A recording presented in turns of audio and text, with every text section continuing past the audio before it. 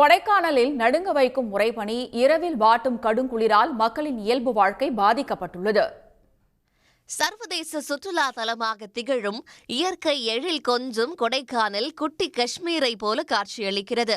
இப்போது நீங்கள் கொடைக்கானலுக்கு போனால் புது வெள்ளை மழை இங்கு பொழிகின்றது என பாடத் தொடங்கி விடுவீர்கள்.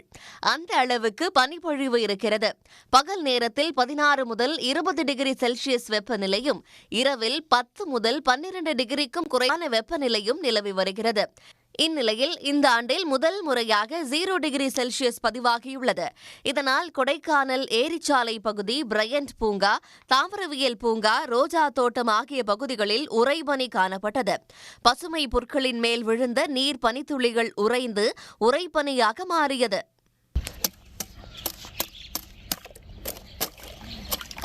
அதிகாலை நேரங்களில் உறைபனியும் கடும் குளிரும் மக்களை நடுக்கம் கொள்ள வைக்கிறது. மேலும் பகல் நேரத்திலும் பொதுமக்கள் வெளியே வர முடியாத அளவிற்கு பனிப்பொழிவு காணப்படுவதால் மக்களின் இயல்பு வாழ்க்கை பாதிக்கப்பட்டுள்ளது. இது இந்த 35 வருஷ பீரியட்ல ஃபர்ஸ்ட் டைம் இந்த மாதிரி நான் பார்த்தது. லேக்க சுத்தி நடந்தா தானே போறதுக்கு, நடக்கவே முடியல.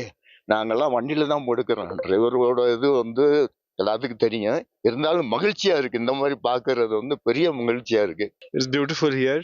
Weather is very similar to Delhi. Little bit more cooler, but tolerable. So there was a beautiful snowfall here in the night. So all the grass is white.